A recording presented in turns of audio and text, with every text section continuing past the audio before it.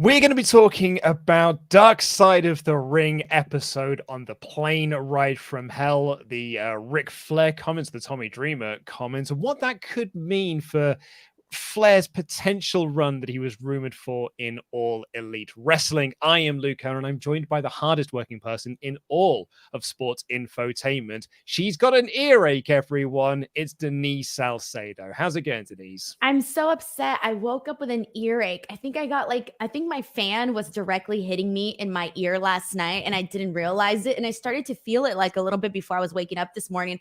And like my ear was just like feeling so uncomfortable. And even right now, just to put like my earbuds in, I was like, ow. So now I just feel terrible. And I have no ear medicine. I don't even know what you're supposed to do when you get an earache, to be honest. It was the last time I got an earache. I was a little girl. So I come in here and I ask Luke, and Luke's like, oh no, this is something I should know. This is something I should know. I don't know. Like, if we have a doctor in the chat, can anyone like give Denise some medical advice on what she needs to do to sort out her earache? You know what I did do one time when I was a little girl? They got like a newspaper and they rolled it into a funnel and they stuck it into my ear, right? Like the pointy part. And then they set flames on the newspaper on the top with like a lighter. So the smoke would essentially take out the air from my ear. But I can't do that by myself right now. Can you imagine? Denise, that sounds like witchcraft. No, it sounds like you went to a worked. coven to get something No, done. it worked. Like right away, I could hear the pop in my ear and I was like, I'm free of the pain. It's a thing. It's a thing. So they did that to me years ago. And I mean, that's not, you need a couple of people to help you do that. I can't do that on my own. So I need alternatives. Well, I mean, I'm sure your fiance will be able to help you out with that. Like, you know, he can send him down to the shops, go get himself a local paper, get a lighter, and set me on fire. So if you are joining us today, unfortunately, card's subject to change. I got an email less than an hour ago that said, unfortunately, Ricky Starks is now unavailable to do the podcast today. We are arranging a different date for him to come on. We may try and do something next week, or it may just be something for WrestleTalk.com. So keep an eye on our social channels for the latest update on that. And so I was then sort of like, not scrambling to find, because I was like, oh man, the whole like show was based around us interviewing Ricky Starks. I know. I woke up and I was like, I got to prepare for this Ricky Starks interview. And so I was actually doing that so that we wouldn't have the fiasco that we had that one time where both you and I were like all over the place. And so like I was preparing for that. I kid you not. I got your text as you were doing that. And I was like, well, don't have to do that no more. Yep, that's it. So unfortunately, Ricky won't be on the show. We will work something out.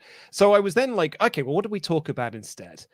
And really, this is the only thing I kind of really want to talk about at the moment. This Dark Side of the Ring episode. Funny enough, actually, I haven't watched much Dark Side of the Ring this year. We get it slightly later after you guys do. We don't get it aired at the same time. So I don't think you can't just go on the website, because I go to the website. Well, if you have a VPN, you certainly can do. And I would certainly recommend everyone get like a Surfshark. Well, no, you don't, because you're in the States. Oh, I was going to say, I just go on and. Well, yeah, you're in America. I'm not in America, Denise. I'm sorry.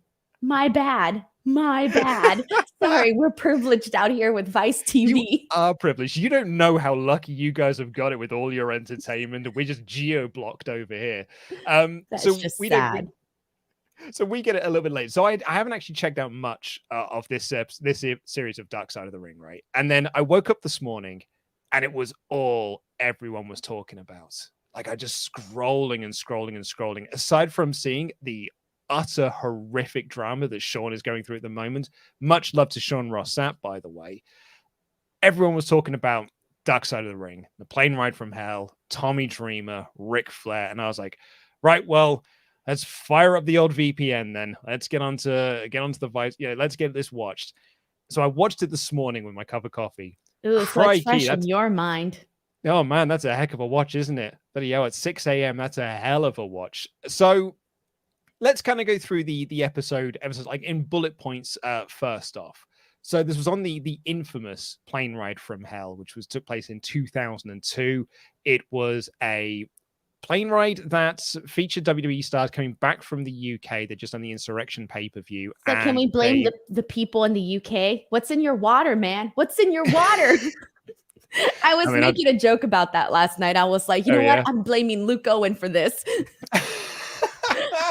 I'm going to blame him for this because they were coming from the UK. Oh, yeah. I mean, that makes sense, doesn't it? And we kept them there. Like, we kept them on the tarmac for 7 hours while they were taxiing across. And then basically, it was like a private plane deal. And they got incredibly drunk. All the wrestlers on board got incredibly drunk. This was also in a period of time when the partying atmosphere was still very much present in the world of wrestling. And the stories that came out of it, like most of the stories that were on this show, have been known about since Plane Ride from Hell. Pac cutting off Michael Hayes' ponytail and then like putting it into a Ziploc bag and putting it up in the locker room the following day. Hayes punching JBL square in the face to like open up another wound. Scott Hall passing out. Dustin Rhodes singing to Terry. Kurt Hennig and Brock Lesnar having a shoot fight in the aisleways and like, slamming into the airlock door. And actually, to be fair, the Ric Flair stuff, like WWE themselves released an animated show about the plane ride from hell that was making light of the situation because it's what Flair did and it's what Flair has always done. So all of these stories have been told in the past. What made this episode so special, unique, and fascinating is that it had the perspective that we haven't heard before, which is from the flight attendants that was on the board, that was from Heidi Doyle. And it was a first-hand account of what she had to go through on this plane ride. And it's the first time I think that most people have looked at being like, yeah, this was the plane ride from hell, and it was hell for her and her colleagues. What did you make of the show? I mean, I feel like we really got to break it down because overall, it's just not...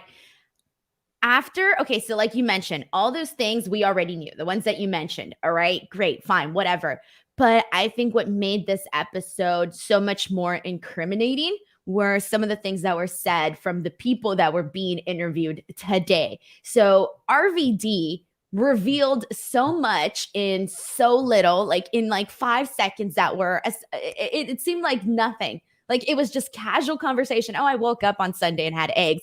He said it just like that. But instead, he revealed that it was normal to essentially put, I don't know the name of the pill, but put this pill into women's drinks to knock them out. He said the local girls, knock out the local girls essentially so that the boys could have their way with them. And he said that it was something that was considered normal in certain, I think he mentioned certain parts of the world or something like that. And I'm thinking to myself, what? In what world, what decade, what era was it normal to do that? That was never normal. It was just something that people weren't, if you probably did it, no one was actually punishing you for it. It was never normal. Like, just like, when he said that, I just thought to myself, oh my God, like think of all the stories we don't know. Think of all of the secrets we are not aware of. Think of all of these rapes that happened that nobody is talking about because, oh, it happened years ago or whatever, And that was just so bad. Like, and it was just so casually revealed, so casually said. And, I feel like you've always heard like, oh, like, party with wrestlers, this and that, but you don't really know. You don't really know until you hear people saying this stuff. And so that was one thing that was very shocking. Tommy Dreamer, man, talk about, he is the perfect example of needing a publicist to come and listen. What are you saying in this interview? There was, if I were him, I would have ran through some of those things with a loved one, saying like, this is what I'm planning on saying. Hell, I would have been like, maybe you shouldn't say that, bro. There was some things that he said on here and the logic and the way that he was thinking that just came across as so bad, so backwards, and he essentially protected everything that Ric Flair did. And it's like, that's the thing too. As a fan, watching it, you're kind of put in a tough situation because, as you all know, we're all here sitting here. We're all Ric Flair fans, right? And for the most part, like, my knowledge of that is, yeah, he had a bunch of women. In my mind, in my like naive mind, it's all been like consensual, and we still don't know that, right? This is just based off, this one story that we heard here. But based off that one story that we heard, it was just like, you can't defend that no matter how big of a fan you are, no matter how much respect you may have for the man's career. You cannot defend that. And that's what Tommy Dreamer did. And he kind of like brushed it off like no big deal. And I'm like, what? What do you mean no big deal? And then after that, he kind of just kept going on. And I'm sure we'll talk about this more, but the whole comparing that and that whole situation to fake outrage about a ponytail, I'm thinking, bro, that's not how things work. That's not necessarily, like, I get it. Like, I hate cancel culture too, but in this situation, it applies, man. It applies. So I thought Tommy Dreamer came off really bad. I thought that, there was just a lot that came off really bad. Yeah, the whole Dreamer thing. What was fascinating about the episode from some aspects, like RVD, the way that he would talk about things on that show, he had a real like regretful tone about him, which is just like, man, this is what we used to do, and it was real bad. And the things that happened on that plane were real bad. And like, I'm, very regretful of being part of that. At least that's kind of the impression I got from RVD. I don't think that's the impression I got. I just got it. He was just telling us. Like, I didn't get any sense of like emotion. I don't know, man. Like, I got this information. The way that he casually dropped the H bombing thing in and just being like, oh yeah, it's just what we used to do. And I'm like, dude, like, that is nuts. But I felt that he had, and I think JR was kind of another way, like JR was kind of a similar way where he was sat there as like, man, I think about this thing every single day of my life and what I didn't do on that day. Dreamer, on the other hand, was like, it's still like back there in 2002 being like, oh, it's just what you do. It's just what the boys do. It's boys will be boys. And this is what the wrestling industry is like. And this and I was like, dude, it is not though. And times have moved on. Culture has changed in that. And you are not moving with those times. When he said, oh yeah, she was just offended by what Ric Flair did, I'm like, bro, you have grossly misunderstood what happened and what was happening. And then, like you say, he then said, like, it's the same people who get angry at me because I've got a double ponytail. And I'm like, man, what are you on about? What are you, where does this logic lie? It was, an insane take that man had. And he has come off so badly in this episode. It is really bad. And it's just like, I don't even know, like, there was moments where like every time he came on the screen, and I had previously to watching the show, because I watched it pretty late, I had seen tweets of people saying, no, Tommy Dreamer's going to come off looking bad. Tommy Dreamer's going to come off looking bad. And I think like, because he came out several times during the show. In the beginning, he still hadn't said anything drastic, right? But then every single time he came back, it just got progressively worse. And I'm thinking to myself, I think the entire time I was just there like, oh my God, no, he did not just say this. No, he did not just say this. Like, at first I was like, okay, why is everybody saying, like, I didn't know what it was that he was going to say that was bad. And then once I started hearing it, I was like, dude, no. And then it got worse. And then when the whole part about the flight attendant and the lawsuit and all of that, and I'm like, do you realize the airline wasn't protecting her? Nobody was protecting her. She had flight attendant money. And then on top of that, the part where the flight attendant talks about going home to her husband and how she's going to tell her husband what happened to her. And she says something along the lines of like, how do you tell your husband this is what happened to you? And then the husband pissed me off too. The husband made me so mad too. He was like, well, what did you do? Like, did you do something that caused this to happen? And I just thought to myself, what the hell? What? Like that, it's so annoying that like, that's the mentality for a lot of people where it's like, oh, this man hit on me, this man touched me, etc. Oh, well, what did you do? I'm sorry, but as a person that's been a woman my entire life, you don't got to do anything. You literally do not have to do anything to get unbrought about attention. I could sit here and tell story after story after story of men or I don't even want to call them men because that's just not even, that just takes away from the men who are actually men, but like guys or dudes that will literally take any opportunity to flirt with you, get your number, touch you. I just saw it yesterday. I mean, like, this is something that happens every single day to hundreds and thousands of women. And it's just like, I mean, this was happening to me as a little girl. I remember being a little girl, not even a teenager yet, and having a married man gawking and telling me things in a store. And I didn't even know what was happening. This man was like 30, 40 something years old. Okay. And then finally my mom realized it and she went off and he was there with his wife. This is the thing. You don't got to do anything. What the hell was 12-year-old Denise doing to, do? It's like, it's so dumb.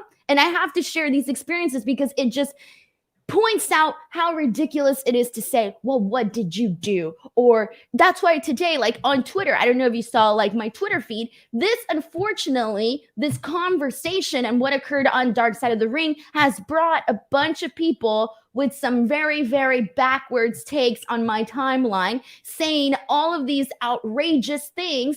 And it's like, do you not realize, like, where do you live? Where do you live? I don't even know. Oh, yeah. I'm like, do these people not have sisters, aunts, mothers, grandmas, daughters, nieces, friends? I don't know. It's so bad. Yeah. Well, that's it. Like, I mean, like, I don't really feel like I should be saying anything on this subject because it's not like it. And I think what I should be doing here is just giving a platform because we've got a pretty good platform here to be able to like. Is that, I'm sure if you were to ask your wife, and I'm sure she's told you stories. She has told me those stories. There you go. So every girl that you ask will have multiple stories for you. Oh, yeah. And so like, it's not even just like, I don't even know. It's just so bad. And we can get back to the episode, but it's just so bad. The key to it is listening, right? And that is what Dreamer isn't doing in this situation. It is like you hear these stories, you just sit back and you listen to the stories and you listen to what people have to say. People have been going through these traumas and hear them out. Don't play the whataboutism game. Like that was the first thing I saw was like you put up your post. The first person to reply was like, well, I don't agree with everything that happened in the show, but if you will wear a low cut top, then you're looking for these. Like that's like you can't be playing that sort of game. You're not listening. You're playing your own game. Like, and it's so yeah, it was really frustrating to see Dreamer act that way and say what he said on the show. And it's like Flair, I didn't know this either, but like Flair was on Renee's podcast recently and she asked him about this upcoming episode. So Flair knew this was coming. And this is what Flair said. I've heard about it too, just when things were going good for me.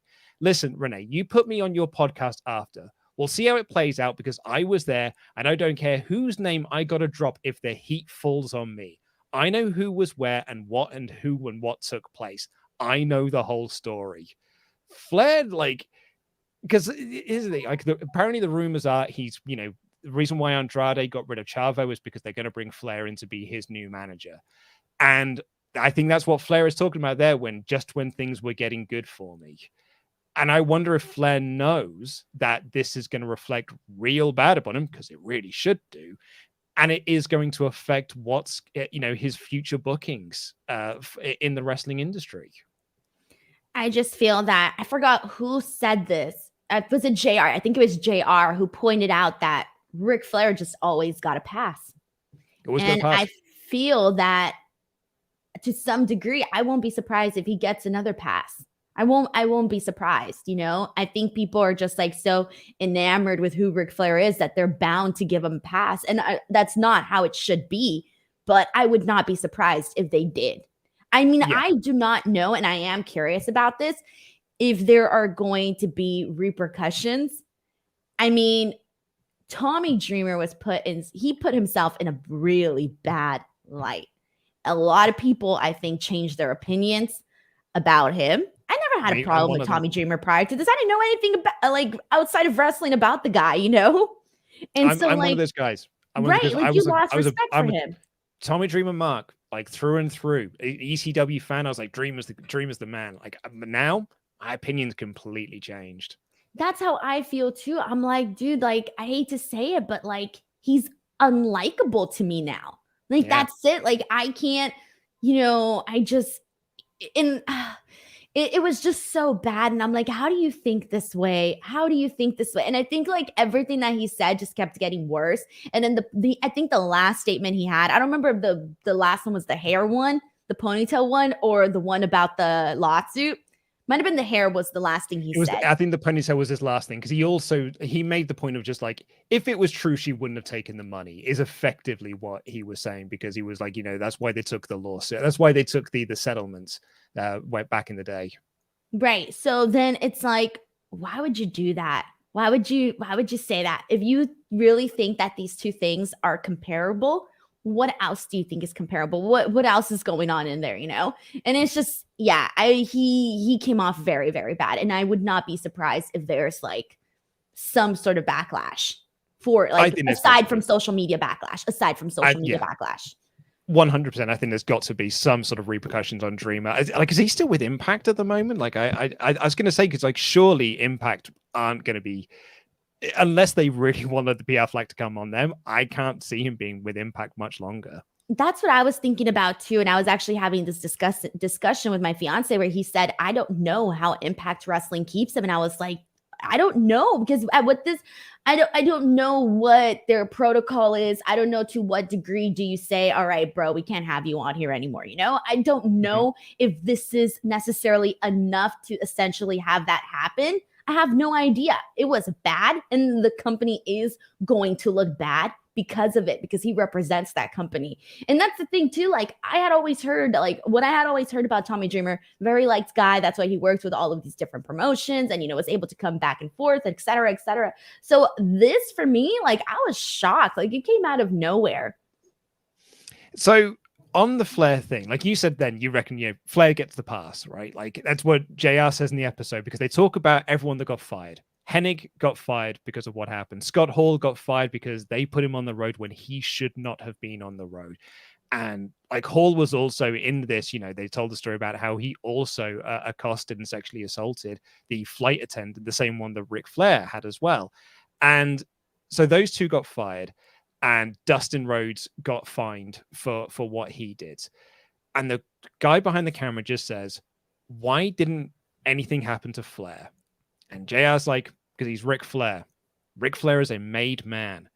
And there was also a comment that the flight attendant Heidi Doyle made about the company that she worked for as well, being like, they also wanted to keep this quiet because they also work with other sports companies, and these sorts of things have happened, and it's within our best interest to keep quiet on this sort of thing. So if we are in a situation here where Flair is just this made man, do you think that AEW, if he is heading there, will still just like try and sweep it under the rug and just go with it? Or do they, I don't know, like, and I hate to put it this way, give it a few months to wait for it to die down a bit? I have a feeling that I would not be surprised if they just wait a couple of months and let it die down. All right. But the way I see it is right now, everything, and this is just going to keep growing because more people are going to keep watching the episode, more stuff's going to come out, etc. Right? It would not be good for the company to essentially bring him in. And I think that they've done so much good to do something bad, to take away from everything that they've done, every positive. Right now, they're on a high right now. We've talked about everything that they've been doing. You do not really need Ric Flair in that position to continue thriving as a company. So I feel it's more of like, weigh your options. If I was a decision maker, I'd probably be like, you know what? This is not going to look good right now. So no. But yeah. I think that they're probably, I'm going to assume, this is just me assuming, I would not be surprised if they just wait like a couple of months and then bring them in afterwards. Exactly, yeah. And also the other thing is we don't know if Flair is going into AEW. The reason why they did the Chavo thing with Andrade kicking him out of his axe last Friday is because Chavo is off to film Young Rock. So he needed to take the time off from AEW, which kind of it's weird timing. Them, it's like, well, why did you agree to do this gig if you had to like it feels like Chavo's only just started hanging out with Andrade, and now Andrade's already kicked him out of the act. So we'll certainly see what the next stage of this, but it is one of the things that I really reflected on watching the episode is, do you remember, like, I think it was earlier this year, might have been late last year, when Taker was doing those interviews, all of those out of character interviews, when he was like, oh, back in my day, men were men, and we used to carry knives around, and we used to like have guns in our shoes and whatnot when we go into the locker room and like, you know, beat each other up and stuff. And now they just go backstage and all just playing video games and whatnot. I am so grateful and thankful that the wrestling atmosphere now is not what this was 20 years ago. And like, this wasn't a long time ago. It's only less than 20 years ago at this point. But it's such a much better atmosphere and a much better culture now. Things have changed for the better. Yeah, I was going to say, like, that's was one thing that I was talking about too last night with my fiance. You know, as somebody who's worked so many shows, I've never had a bad experience. Thank God. I've never had a bad experience. And keep in mind, a lot of these shows, I'm like one of like two females, if any, on the show, you know, as a ring announcer. And so like, I've never had a bad experience, but that's my experience, you know, that I'm not speaking for anybody else. But for me, I've been very lucky to not have to have gone through anything like that or anything bad at all. So like, that makes me happy, because I don't think I would, if I were doing the same thing now back then, I don't think I would have lasted once. I would have been like in and out right away. Yeah. It was an incredible episode for all perhaps the wrong reasons. Like of We watching haven't Dark even Side. talked about the Terry Runnels part. Yeah, so Runnels, like, funny enough, actually, I didn't know this story, but the way that, like, so Meltzer did his write-up of it in the Observer today, and Meltzer was just like, it's a story that we've known about for 20 years, and I was like, did we? And because I think Terry has talked about it in lots of shoot interviews and stuff, but like, I think this is probably the most, for lack of a better word, the most exposure this story has had. Yeah, it's not like people are sitting here watching shoot interviews. Like, I don't watch you interviews. Like, I don't see those type of stuff. And so like, this is a lot of this information is new to a lot of people, or not even that. Like, you may have known some of these stories, like the ones of, you know, X-Pac and the hair and all of that. Okay, fine. But then like, it's everything else though on top of that I think made it even worse. Like right now, we spent a good amount of time talking about Tommy Dreamer because it was so bad, right? And that wasn't necessarily something that happened on the plane. This is something that happened on the show. Yeah. So the story is the Terry told on this was that it wasn't from the plane ride itself. It was from like the days leading into it, which is that Brock Lesnar exposed himself to her to get a reaction. And it was Dustin that pulled her to one side and said, "Don't sell it." And apparently that was like said to her a lot, like throughout her wrestling career, was don't sell it, because if you sell it, you get the reaction, and that's exactly what they wanted. JR like was just like, I've never heard that story, which I don't buy at all, because I think a lot of people, I mean, if Terry had been like casually talking about it, like in shoot interviews and stuff, like in sort of 2004-ish time, JR will have heard that story. So it is, yeah, it's really like not a great look on Brock either. But it's funny as well. Like we've heard like the stories about Randy Orton, like was doing the remember that came out like a few years ago as well. Which That Randy Orton, like he would apparently like would often like unzip his jeans and take his dick out and to like he said like, you know, shake this instead of shaking his hand and stuff. And like that came out like a few years back about Randy. But like these are often what's what I'm after? Often not backed up. There's not like a lot of people going to bat for these sort of things. I've heard stories about various people doing various things like that over the past. And it is, again, I think that it is a culture that thankfully no longer exists in WWE, at least as far as I know. But it is missed by The Undertaker. When men were men. Oh my God. That's... Yeah. I don't even know. I don't even.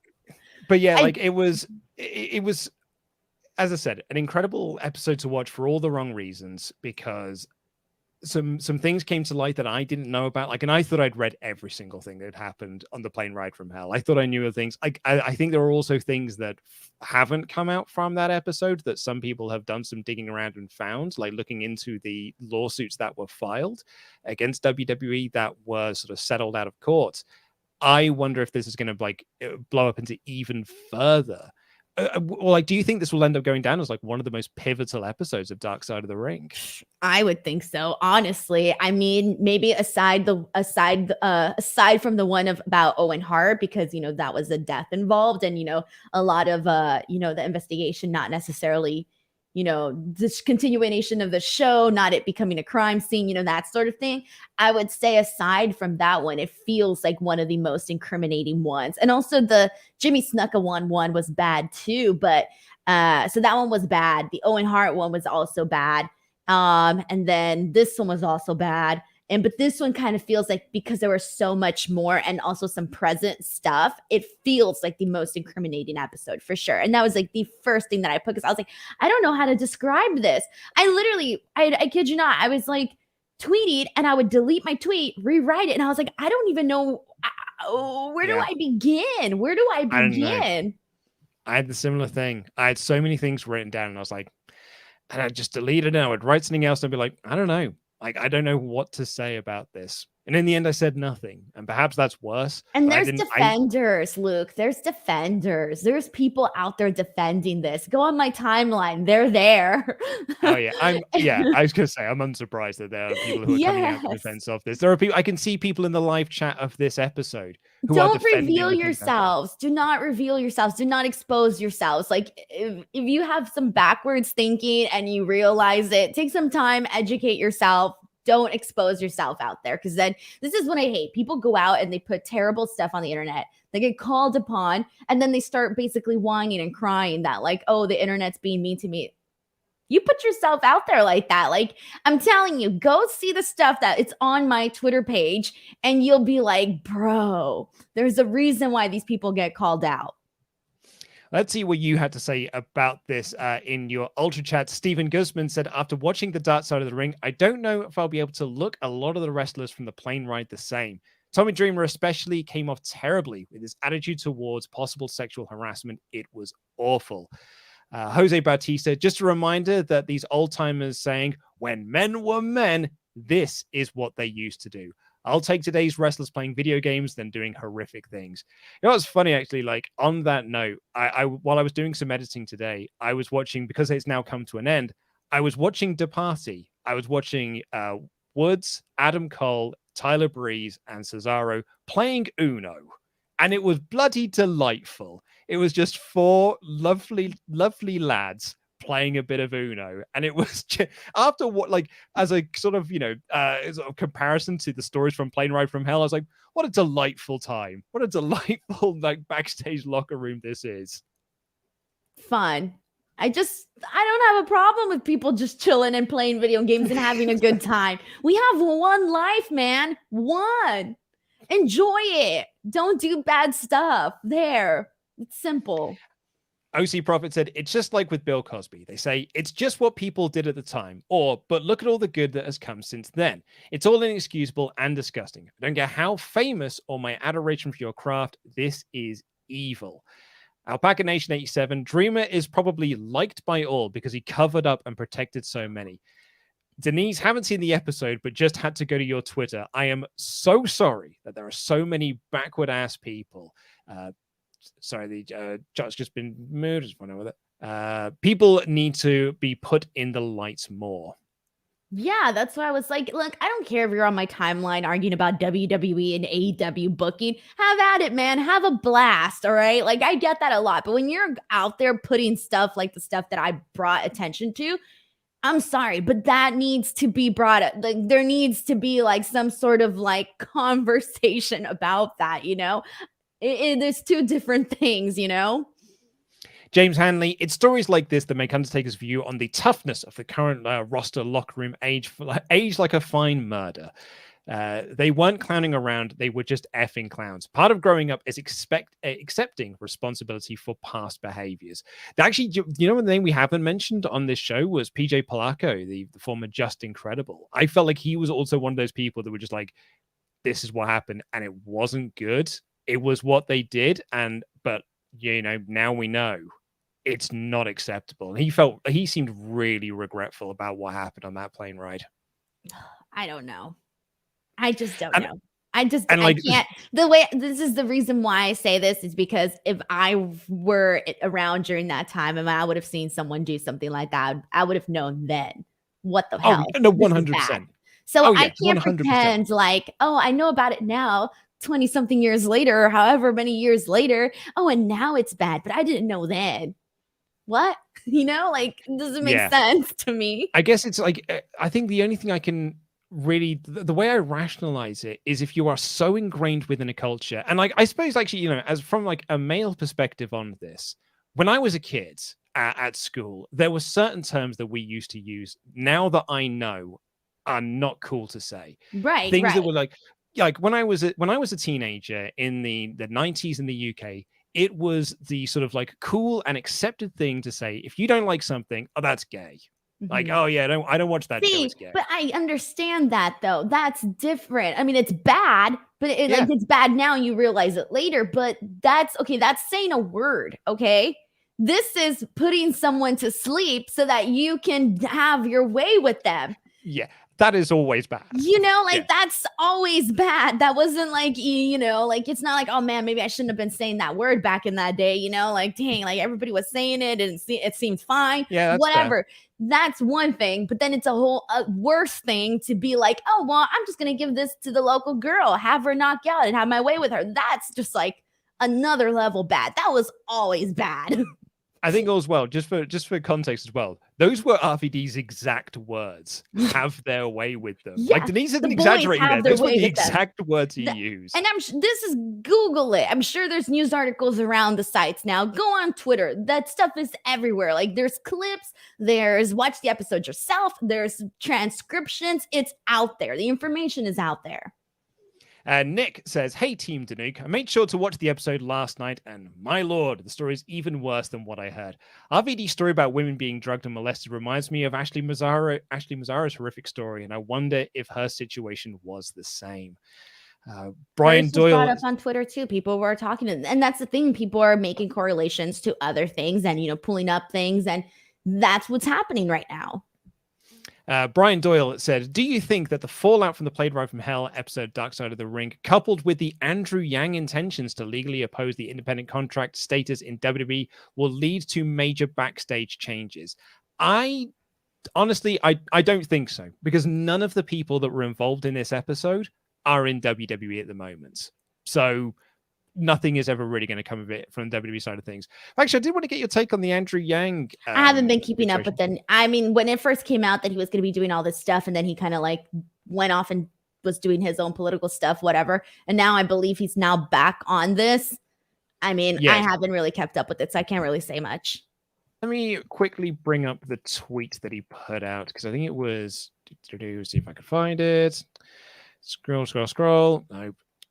God, he tweets a lot. Hold on. I'll try and find it in a second. I'll try and read out another alt chat and then I'll find it for you. Where do we get to? Eternal Blue says, cancel culture is a myth. It's not a violation of your free expression to have your crimes bite you in the ass. The true canceling is the backlash at the poor assaulted woman and the silencing by her employer and the silence of the wrestlers there. Tenra said, this is a very difficult thing as a wrestling fan to process. At the time when my love for pro wrestling is at an all-time high, it's really interesting when this series comes out. It's a really good service to provide this info. Be good people. Have respect. Is the Canyon episode next?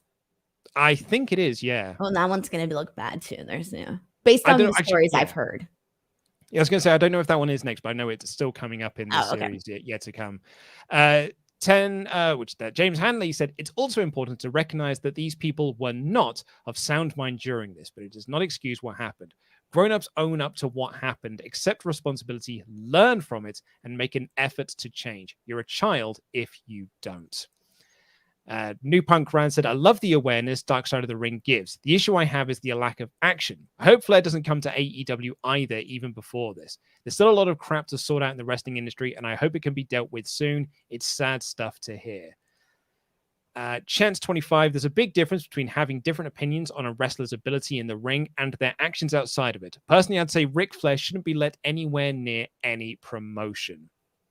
I'm going to take the stance that Denise had with this. I think give it a few months, and I think he'll be right back on the promotion trail. I mean, like as I said, Flair told Renee Paquette that we're going to be. I've got some things to say about this episode. I'm going to wait till the episode comes out, but I'm going to be dropping some names. So I think there is still more to be coming out of this, considering that of everyone involved, he is the one that's come out looking the worst. I think he is going to be like guns are blazing. Do you think it's one of those mentalities where it's like you're trying to bring me down, you're bringing me down, so I'm gonna bring everybody down with me? And now that he's not with WWE, he probably doesn't have that layer of maybe I should be careful about what I say. You know, he's not gonna have that anymore. Now he just has like this whatever attitude. I also wanted to give a quick shout out actually to our fantastic moderating team, because I've got like an eye like on the chat going on, and like they are doing excellent work. I see the banhammer is being thrown. The moderators work hard today. Yeah, and I'm very sorry that this is the topic that I picked for you guys to moderate today. But thank you. It's 8 in the morning, Luke. It's 8 in the morning, and I have an earache, and I'm here talking about this. So the Andrew Yanquo, I found the tweet now, had a call with the Department of Labor. If you are a current or former WWE performer who feels that you are misclassified as an independent contractor, contact this address and let's get you what Vince McMahon owes you. Been a long time coming, but this storyline is real. I don't know. That's just like, all right. Well, I feel like I want to see what comes of it afterwards. How many people, because he's saying you have to come to them, right? If you feel that you've been wronged, how many people are actually going to go? Yeah. I don't know. I don't know. I would imagine, I don't think anyone currently employed is going to step up. I wonder if some former people, people who have been sort of like Raven has been very vocal about the independent contractor thing for like years and years and years and years and years. Like, I wonder if he'll be one of the names to be like, yeah, I'm a former WWE independent contractor. Like, let's have a chat. As someone who is like on the roster currently, I don't think anyone's going to reach out. Yeah. So, I mean, I'm curious about what's going to happen afterwards. I wonder if it's going to be something where like we stop hearing about it for months, or if it's going to be something we're hearing about every single day. Luke Neal said, "G'day from Australia. It's about 1:30 in the morning because I'm stressed out about the fact that I'm 99% sure that I put the alarm on when I left for work. Also, what's happening with Ric Flair?" We kind of like discussed all of that from the Dark Side of the Ring episode. And Legit Underboss said, "Luke, we need some wholesome. Can you put in a word to get Denise into the lovely Church of Friendos? For no other reason, it will make Sean Ross Sapp even more jealous." I don't know if you saw this, Denise, but I'm part of a new club now. No, I did not see that. So Quizzlemania this past Wednesday, we had Going in Raw and the Church of Joshi on, and they are a super faction of the Church of Friendos, and they invited me and Sully to be part of their group. Oh, so the faction's becoming the next NWO. Everybody and their mother's in it. Exactly, yeah. So we're now the Church of Lovely Friendos, and we're having a wonderful time. Now I'm making my own church. Church of you Little want to be Evil part of People. Us? No. You don't want to be part of us? I don't want to be part of a happy club. I need to be around. I need to be around. I don't even know. Church of Little Evil People. That's my friends. That's my faction. I did forget you are Little Evil this week, aren't you? Yeah, I finally took it off. But did you see why I had to put that? I don't think I did. Somebody called me evil. Who called you evil? Some man. I don't know. He wrote me an email and he went off and he was like, "I'm so disappointed in you. You're on the wrong side of history. You're evil." So then I was like, "Oh, I'm evil." And everybody was putting, the evil like gifs and stuff. So then I put, "Fine, I'm Little Evil." So that's why I had my name Denise Little Evil Salcedo. Yeah, we can't be having you in our church. Steven. Man, people need to I don't know. My Twitter feed has been very interesting these last 72 hours. Stephen Webb, what many call cancel culture is more often than not people being held accountable for their crap behavior and choices. It isn't just how it was, but horrible people being horrible with no consequences. Also, Denise, your jacket is straight fire. Thank you. It's a dress. Oh, it's well, I mean, it's incredibly spangly. Well, I just needed, actually, it was the first thing I grabbed because I was in my pajamas and it was like 2 minutes till the show. And I was like, I can't go on in my pajamas. So I just grabbed it and I didn't even put any thought to it. And I was like, okay, I'm gonna put this on. And then I got on here. I wasn't intending on being this sparkly today. I very much appreciate it. I think it's more like, I thought you did it just so it would try and wake you up. Like it's so reflective. It's a very loose dress. That's why I put it on. Cheers, Wooden. They joked about drugging women and drugging one another. What the F is wrong with these people? Also, Ric Flair needs to get lost and disappear.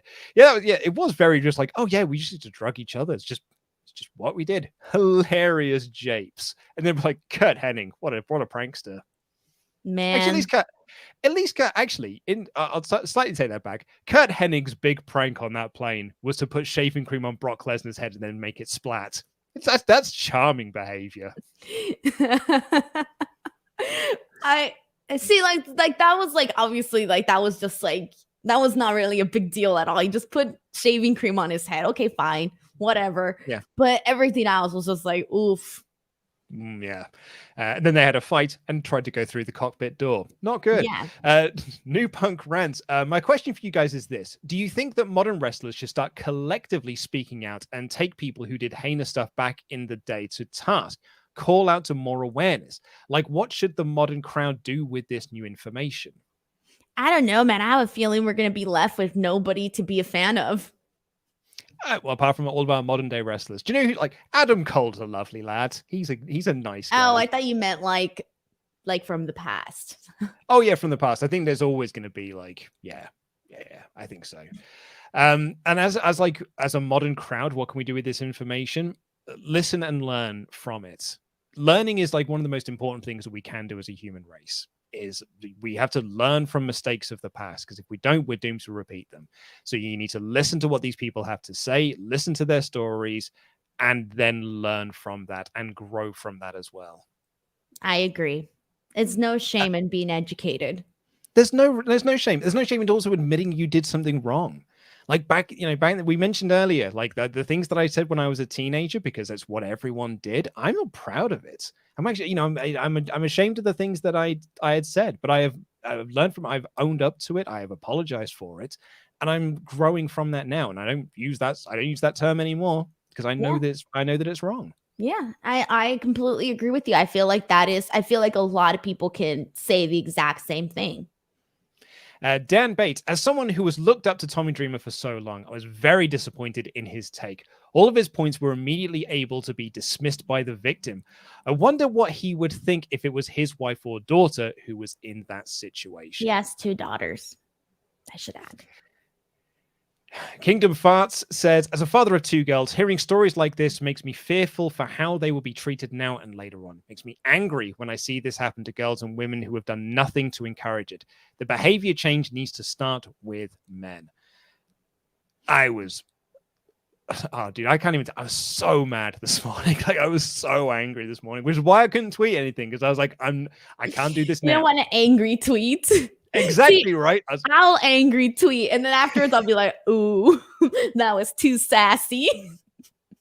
I was like, I've got to remove myself from the situation. I'm going to go have a nice breakfast with my wife. That's what I'm going to go do here's right advice. now. If you feel you're emotionally tweeting, whether you're sad, you're angry, whatever the case may be, always ask someone, please read my tweet before I post it. Is this bad? Oh, yeah. Ask somebody. Take a breather. Ask someone, should you be tweeting this? Justin said, I know JR said it was his responsibility to handle the situation, but how does Vince sit on the same plane and not go in the back and tell those involved to stop? Vince knew this was happening and did nothing. Put the onus on the man in charge. Yeah, like JR very much being like oh no, it was my responsibility to do this. It's the man's the decision maker, and I'm the one who has to like enact those decisions. I'm like, he probably could have stepped up though. Like, it was getting out of hand back there. Yeah. I feel like, first of all, I feel everybody is responsible for their own actions. But as the company leader, yeah, I would have definitely been like, WTF, calm the hell down. Brian Doyle said, I know this is a tangent from the topic at hand, but I remember a couple of weeks ago you were debating which wrestler had the best entrances. I'd like to submit someone who somehow went by the wayside in that discussion. That is local hero, Joe Hendry. I mean, you're absolutely right. I don't know how we didn't think of discussing Joe Hendry's incredible entrances. I'm always coming in like a Hendry ball. Oh, Will Brennan now wants Quizzlemania War Games, the Church of Lovely Friendos versus Church of Little Evil. So far, it's just me, man. I need more members. I was about to say, who is in your church? Yeah, Church of Little Evil. Who is in Church of Little Evil? I'm going to call on the troops now, by the way. I am going to like put the call out to Kayla and Alex. It's just, oh man, you need to get some. Who are you going to get into your ranks, Sean? I don't know. I need really evil people. Bring them on. This is probably not the best episode to be talking about my Church of Little Evil, because so far the options aren't looking too great. That's really not. And lastly for now, Sari said, thank you for this conversation. Denise, thank you for letting all the guys know of the realities we ladies go through on a daily basis. Sad thing is, I could do like a 10-hour stream sharing stories, but I'm not. I'm not. Yeah. Denise, I was almost just going to open this episode and be like, take it, like, you go. Stories. Yeah.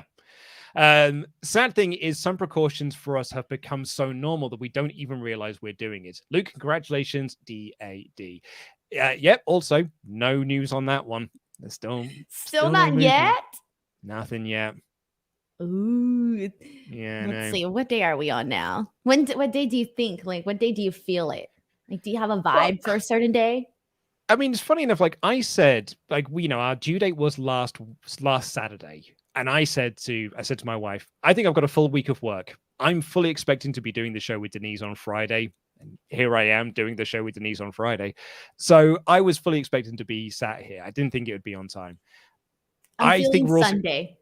You feeling Sunday? I was going to say, I think we're getting the weekend. I think we're getting another weekend, and then maybe something will happen on Monday. Sunday and Monday and Tuesday are screaming really loudly at me. I'm putting out my vibe. See what the universe is telling me.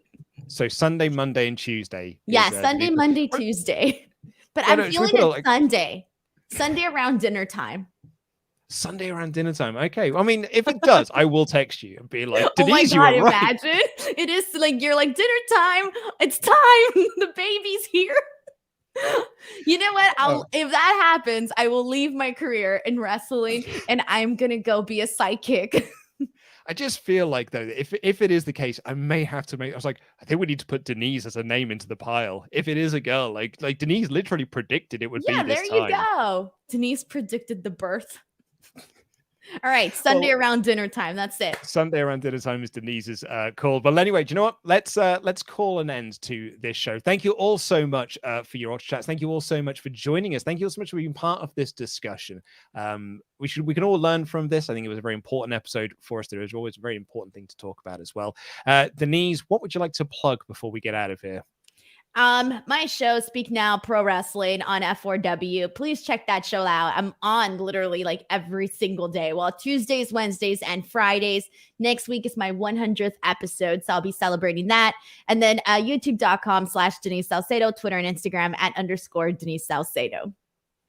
Also, just to Alex, we have seen our midwife. Don't worry. So we're not going to be waiting much longer. Like it is, It'll be at the very latest. It's going to be here next Friday. Like it has to be here next Friday. Sunday around dinner time. So don't you worry. We are seeking the best medical advice we can get on this. We are not waiting because that's when it gets dangerous. But anyway, thank you again, and also thank you to our wonderful mods as always. Oh, actually, sorry. Some ultra chats have literally just come in just as I was wrapping things up, but some have just come in. Brett has said it was horrible about all that was happened, and I truly don't know what should happen for Rick in the future. But if Rick and others are regretful for what has happened, should we forgive them for those horrible things or not? Still not right. Love you guys. I don't know. I have no answer. Forgiveness is a big part of life, but people do need to step up and own what they did. And accept what they did was wrong and not try to bat it away with it's what happened at the time. It's what was said at the time. You can't use that as an excuse. You just need to own up to what you have done and to try and move on and be a better person about it. Don't pull the Hulk Hogan. Be careful what you say, brother. There might be people recording you. It's not the lesson to be learned there, Hulk. James Hanley, after scanning through the chat, I would also like to add that sometimes just acknowledging what happened and saying sorry is enough. Flair being too drunk to remember does not make it okay. Not asking Rick to be cancelled, just accountability. And PowerPackers90 said, do you think Brock being on TV right now is a good move? He looked like a piece of you-know-what, just like Flair with his stuff to Terry. I think Brock, I don't think is going to be, I don't think anything will come of the Brock situation. I really don't think so either. I don't think so either. Right. Thank you all so much for all of your chats. Thank you to our incredible moderating team for this episode. Thank you all so much for watching. Have a great weekend, everyone. Keep an eye on the clock for Sunday dinner time around the UK time. I've been Luca, and that has been Denise Salcedo, and that was Wrestling. Jam that jam, everyone. Have a great week.